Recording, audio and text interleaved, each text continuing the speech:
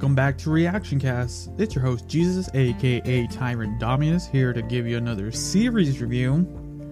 This time around, we're going to be talking about Sword AF, Delivering Destiny. I'm knitting a beautiful scarf because it might be chilly to our destination, and I'm going to make one for each of you. And me and Fernie are looking out the back, and I'm like, Fernie, what's that? That is a bird. Good job. Yes. Yeah, good, great. Fernie, what's that? Bird. Oh, that's a rock. Yes. Great, you're doing great. Okay, now, this is the hard one, Fernie. What's that? Oh my god. Come on. Okay. You can do this. Oh, okay, I know this. I f***ing know this. It rhymes with girl. Girl. That's a girl. It rhymes with girl. It's a squirrel. It's a squirrel. The one with the bushy tail. The bushy That's totally fair. Girl and squirrel. That's totally fair. I was looking at Dolores. Oh. Do you like the color yellow? Yeah. Yay! I'm going to... Do you need protection? She needs protection. I'm not gonna protect her. She's hitting I you. don't know. You're my team. I don't know. She says she needs protection. I don't know from who. Fernie, can you ask? Who do you need protection from? What do you need protection from? What kind of protection do you need? You killed 2 of us. You've killed more of us. Holy shit. What did she say? She says I've killed a lot of them. Tell She them. undid my braids. Yeah, to be fair, they attacked us first. Yeah, That exactly. is Yeah. true. That is true. Always fight back. Defense. So, Bug, what are you doing? All right. So, Sword AF, Delivering Destiny is the Smosh Games actual play series. It's a 9-episode series, roughly give or take they're about just shy of an hour long. So you're getting kind of your Critical Role Dimension 20 actual play series on YouTube, played by let's see here. You got your Dungeon Master, which is played by Damien, and our player characters, who are played by Shane, who plays Fernie, Coda, played by Chance, Dolores, played by Amanda, and Bug, played by Angela. Such a wonderful cast of individuals. If you're a fan of Smosh Games, you know these people. I watch on and off myself, depending on the games. I'm a big board game player myself, so when I get a chance to view some new game, it gets me interested on it, or just seeing some other people play. So I'm a big fan for the most part. So when they announced Sword AF, the actual play, and their campaign, Delivering Destiny, it sounded interesting. Definitely episode 1 was well received, garnering 1 million views within a 24-hour period. When it comes to actual plays, D&D, and the like, there is a great reception right now, as many of my listeners or viewers know. I review a lot of the Dimension 20 series because they are one of the more entertaining, and those can run from like 2 hours to 3 hours long. So catching a shorter version is not too bad, with a new cast of individuals that I've seen before play characters. So getting into it a little bit, the base plot of Delivering Destiny is you have our 4 cast of characters: Bug, Dolores, Coda, and Fernie, who are basically, they are in the age where mercenaries are no longer really a thing.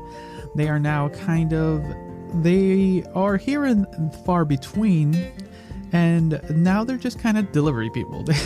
Yeah, they've kind of fallen short of what they wanted to be. They each have some goal in mind, and I like kind of the story progression with 9 episodes on the line here. It's interesting here. And as far as we know, Damien mentioned this is his first true time DMing, so I feel he did a really good job. I liked all the voices he played, all the characters that were introduced. He did a really fine job. I never felt like lost when he was showcasing any of his prowess on the game. Kind of jump into some of the characters now, since in this world where they are delivery drivers, Coda, this like elven wizard, who oh no, he's an Eladrin. My bad. He's an Eladrin and yeah, he's an Eladrin wizard, blade singer, that very posh, very like he knows what he wants, and he's willing to take whatever he wants. I liked it. Chance did a really good job playing his character. It was really fun. And kind of pivoting with that, you had Bug, played by Angela, who's a goblin cleric. This little goofball, and I really found Bug very, like, he was kind of like the little brother character on the team. And I found it, because the interaction between Bug and Kodo were very fun here and there, and it was like really like good. I like how Angela played Bug, and how Bug tried to just be Bug, and it's hard. I don't want to kind of spoil anything, but this little goofball of a character like is really fun. The roles they do, that came out is make Bug such a very very intriguing character. And kind of then pivoting from there, we have Dolores, the older character in the group, played by Amanda, who is a Lightfoot halfling warlock. Yes, a warlock. So when it comes to warlocks, the pack they have some interesting implications. And knowing that they have a pack of a fiend, it's gonna get interesting in there. And I like how they played with that. But yeah, Dolores is this older halfling, is basically this like mother figure in a sense, who likes to pester the other characters in a motherly way in a sense. And there's so many fun quips and gaffes with Dolores that I like how Amanda just goes with it. It's really fun, and it goes well with the character. And to pivot from there, Fernie, the Warforged druid. I like this. It was interesting because when you think Warforges, you think these like automatons and things like that, but he's like a wooden robot. And I like how Shane plays him.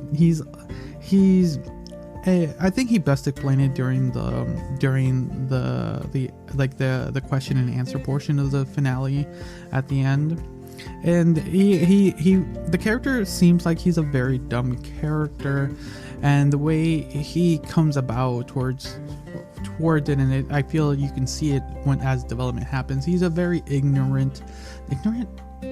Is that the right word? I don't think that's a word. But he's just like an innocent character. He doesn't know much about the world in society base. He's a natured Warforged. He is of the land. He is of the woods. So when he's in the populace, it's really funny. I love how Shane plays him. And like I said, it does seem like Birdie's dumb, but it's just fun. And so yeah, I like them. The dynamic between all the characters are really enjoyable.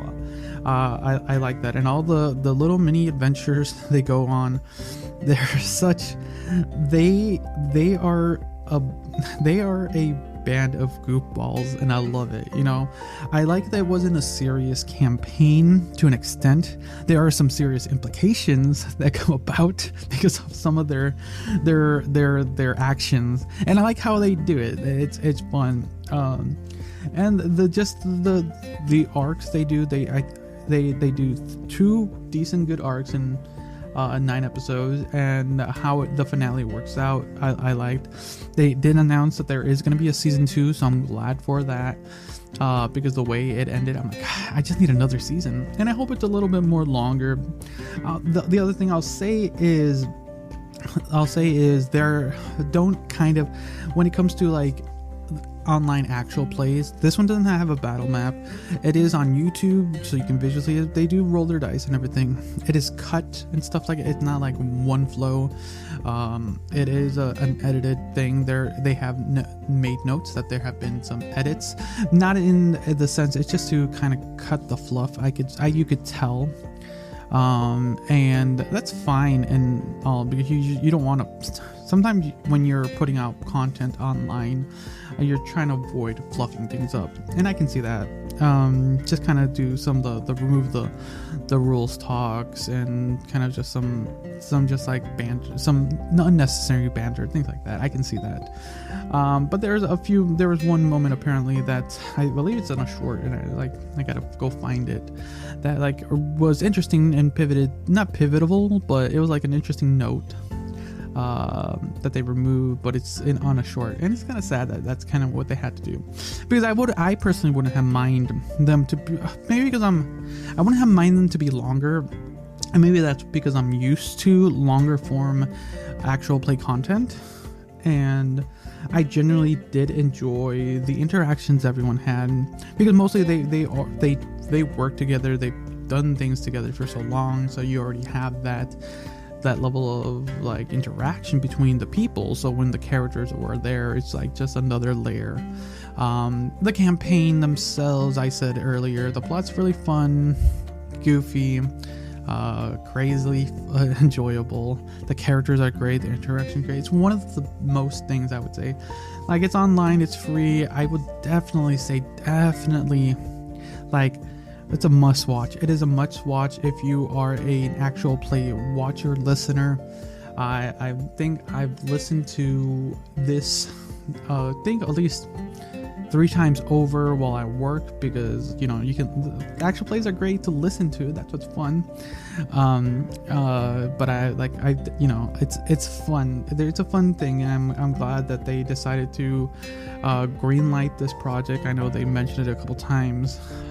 So I'm looking forward to season 2 and seeing what more things these guys are gonna do, because the way it ended, I'm like, it's like, okay, I did not foresee that totally, but what more can come about, because they left there's still some questions to be answered, and I'm looking forward to it. But yeah, let me know your thoughts on Sword AF delivering Destiny. Are you excited? Have you watched it? Were you one of the few people who saw it on day 1? I was there hour 1.